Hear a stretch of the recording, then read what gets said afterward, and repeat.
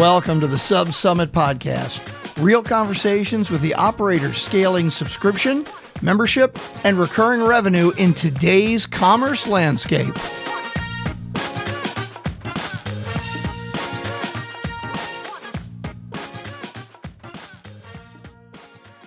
All right, welcome back to the podcast. Now, every road in the subscription economy leads to Kansas City this May, and this podcast is your preview of what's working at SubSummit and what's waiting at SubSummit for you.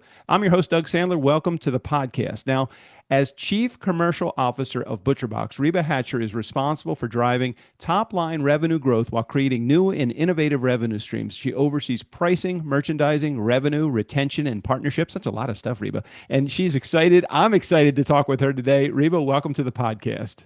Thank you so much for having me.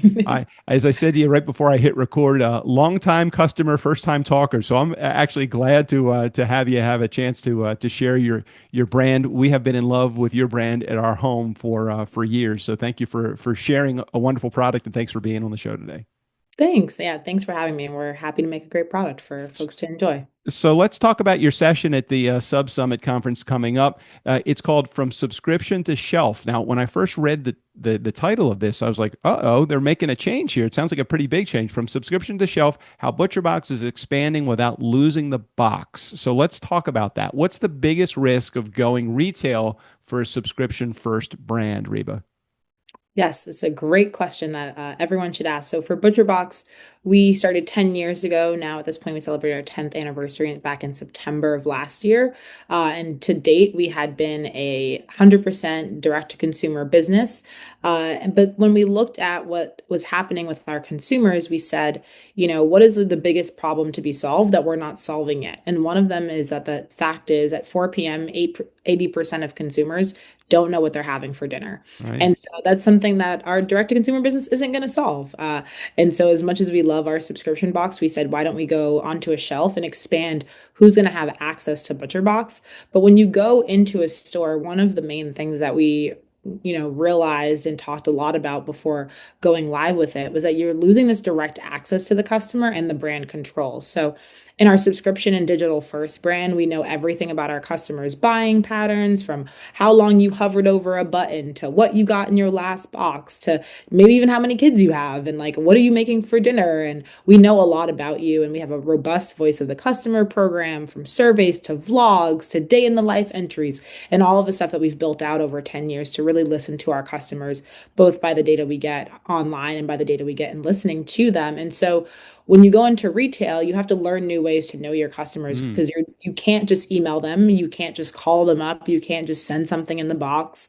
And we don't even know who they are. And so for us, you kind of lose that part of the experience, even though you're gaining this expansion. And so one way we've really worked on that is making sure that we're constantly taking a pulse on the business. We have that built in to understand, from customer support, is anyone writing in, and trying to get those kind of different points out there of different ways to collect information. But it's an ongoing journey, as we launched on January 4th in Target and Costco. Oh, I'm very excited to see you in Target and Costco. Now, brand recognition is so important to me, and I think about I didn't even know what ButcherBox was until I found you guys online, and my girlfriend mentioned you to me, and then we started subscribing. I can imagine that brand recognition is going to be one of those tough things that you find most customers may not know you when they walk into their local grocery store. How do you feel about that? I feel pretty good about it. I think it's a great time to introduce ourselves to people. So one of the taglines we went into retail with is "Meat, Better Meat," so a play on the word meat. And because we do think it's an introduction to a lot of people. We know that there are many of our customers. We've served over 2 million people in the United States in terms of households. So there are many people who do know us, and there's so many people who don't know us. And so we're excited to meet you at the shelf. We're excited for you to learn about our brand. And we did so much work on how we showed up on that label to make sure it was really clear what we had to get across, back to when we have a website, we have tons of ways to tell you information about our brand and can have all this hierarchy. But when we were going on a shelf, we're like, okay, what are the most important things for people to know about this product? And so for us, it's all about the way we raise the animals, and hopefully you understand how that connects to the health outcomes. For sure. And so for our beef program, it's 100% grass-fed beef and a certified humane logo are the things that really pop out at you on that label. And it has this beautiful bright blue that no one else is using at retail in terms of meat. And it's the same color across all of our products. And so we wanted to give that feeling of we're a little different, so come look at us, but also here are the top 2 points that you need to know right on the front of the label. So I think we're excited to meet new folks at the shelf and see what it's like. I know that this is an ever evolving, very fluid part of bringing product to retail, but what's the packaging going to look like? Is it going to be, is it arriving in a box at the grocery store? Is it going at Costco and at Target? Is it going to be something where individual packaging for individual steaks? How's it going to work? Yeah, so it's all individual packaging. One of the things that we have done a lot of exploration around is when we go into these new channels for us, we want to match the way in which the channel intends us to sell and then bring our best product. So we had a very short blip in a retailer a few years ago where we tried to do a box. So we brought a box together of products and we put it on a shelf, and it really just didn't do well. I think because we were forcing the way that we sell into the store instead of Right. remembering what is primary for ButcherBox, and one of our core values is being customer obsessed. And that means realizing the way that they're used to shopping at that place. And so we want to meet you at the shelf, but we also want it to be in a way that's familiar to the customer. And so individual packaging across the board is the way we're going to go. So let's talk about the part of retail plus subscription, that playbook. What are you still figuring out? And again, everything's fluid and in real time right now. So what's the stuff that you're still figuring out about retail plus subscription? We're still figuring out the ideal kind of customer flow all the way through. So I would say we've seen great traction in the retailers that we're in, and people seem to be loving it and finding us on the shelf, whether they're former customers or new customers or people who just want to try us out. But I would say that understanding what is the habit that happens in the overall life cycle of a customer. Is it, I need to go at 4 p.m. to go get my ground beef from Target, but I also am getting my subscription box. And so finding out what that ideal version of a customer life cycle looks like if you're going to multiple places to get us. I don't think we're going to know that for a while, and Right. we're excited because it's a new territory for us to figure out how to make that all connect and feel seamless to people. I'm looking forward to seeing you. I'm in both of those stores, in Target and in Costco often, and I'm looking forward to seeing you there. I'm curious how my buying pattern may evolve. Will it be that I stay on the subscription and supplement with the retail visit? Will I switch everything over to the retail visit? I don't know yet. I can't wait to see it. I'm sure that those are questions that you're thinking about as well as you bring this to the product. We definitely are thinking about those sorts of things. And I think for us, one of the main selling points of ButcherBox is also the amount of variety we have, which is never going to happen in a store. So we have 125 different products across every single protein. And when we go into retailers right now, we're carrying 5 different products. Right. Target in our beef category, which is great. They're the top hitters, right? So ground beef and premium steaks. And then in Costco, we have a chicken breakfast sausage link, which is pretty great. But that's such a small assortment of what we have to offer. And so we're hoping that for customers, it just means that we're there when you need us at the grocery store. But when it comes down to it, planning out all of the products that you want, let us introduce you to new products. Let us make it through the whole life cycle with you and have those touch points where we can help you out on your journey. Let's talk data points for a second. What data points is ButcherBox using to attract and retain subscribers that other companies may be overlooking at this point? Yeah, I thought a lot about this one kind of coming into this because I think a lot of people are using so many data points. And I think the one that's missing the most is how are you hitting on analog experiences as a company? I think for ButcherBox, while it's not an exact metric, but for us, we launched a loyalty program 2 years ago. 2 years ago called Sizzle Society. And we were super excited about launching it. But when we did it, we said we have to get beyond the screen. We want to meet people in real life. We want to see them. And so in the first year, we launched what was called Chef's Table, which is the ultimate top tier of our program. And we're going around the country and having small private dinners with folks at different restaurants. And so we did that last year. We did 10 different cities. And this year, we're going to do 16. And so we're really proud of being able to do that. But I think that's the thing that you can actually find what your subscribers actually want. And it goes beyond, like, when you ask people a list of questions, they just answer the questions. Right. But when you talk to them at dinner, you hear about like Aunt Susie who like didn't do this thing, and like they didn't defrost the turkey, and now they're mad at you. And like, you want to hear all of that to understand where does ButcherBox fit into that, and how do we help you solve those problems around mealtime and around finding high quality protein. I get very excited just talking about food. I mean, it's one of the things that's, number one on our agenda. What are we having for dinner? What do we still have in the freezer from ButcherBox? I mean, these are questions that we ask on a daily basis. I was kind of fanboying as I realized that I was going to be having this conversation with you today. And in conjunction with SubSummit, I mean, it's like two of my favorite things. So I'm very excited to be able to have this conversation with you. Let's talk about some behavior. What's maybe one behavior or signal that changed how you think about customer retention? Yeah, I would say that the main behavior is a lot of companies. I think we all focus on, average order value and the amount of time someone's purchasing. And I think it's great to focus on both. And we definitely do at ButcherBox.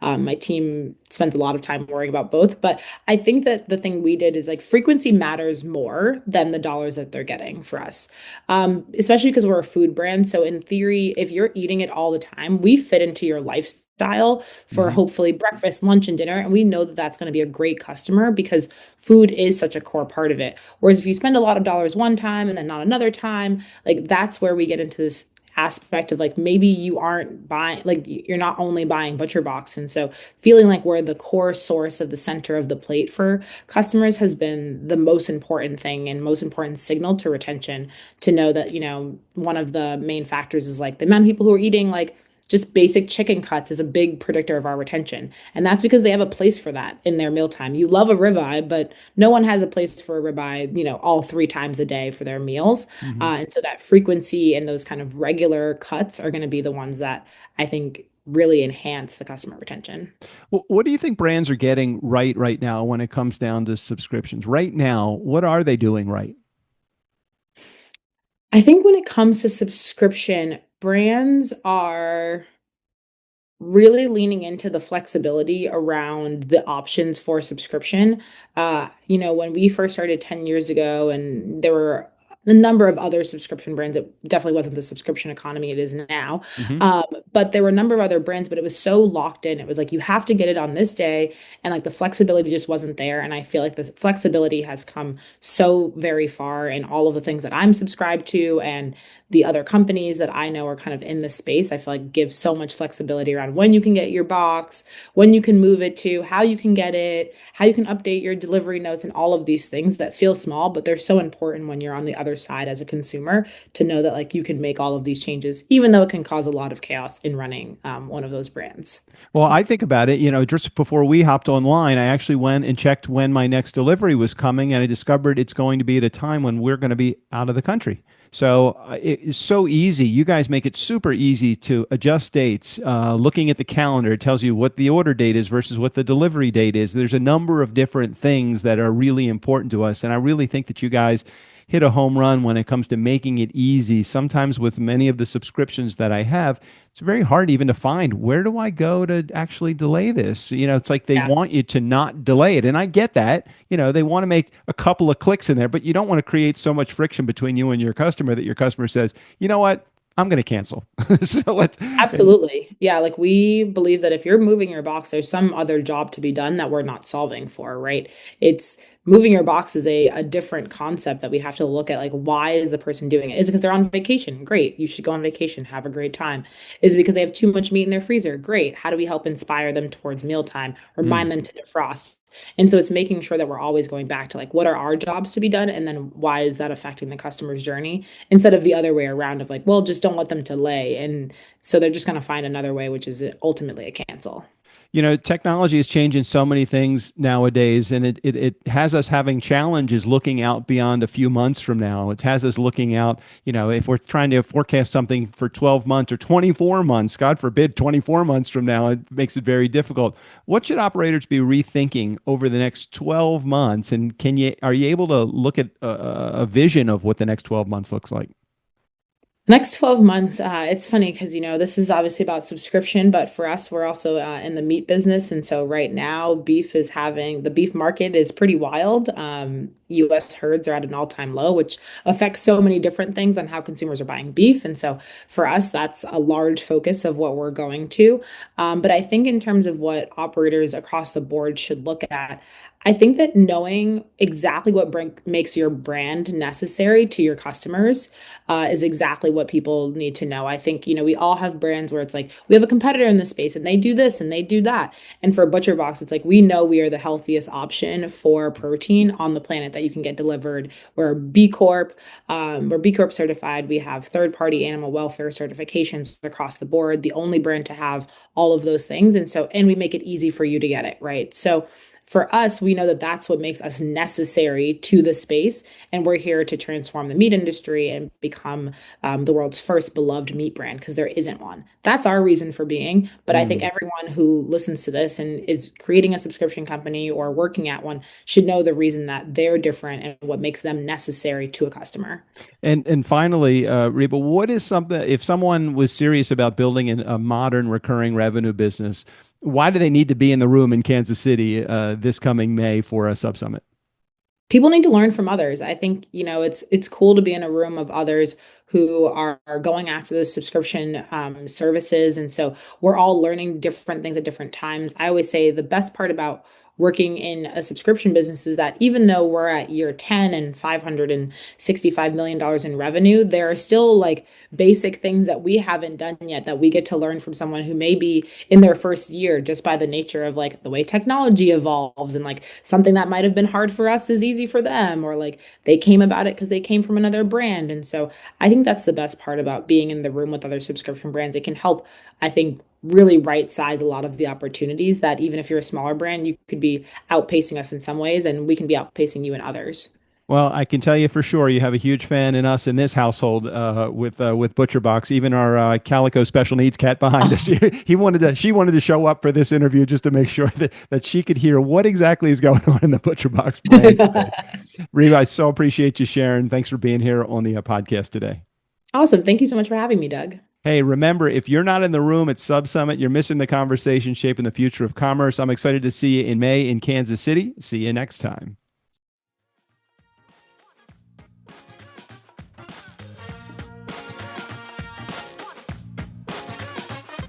Thanks for listening to the SubSummit podcast. If you want to be in the room with the operators building the next era of subscription and commerce, head to subsummit.com and grab your pass now.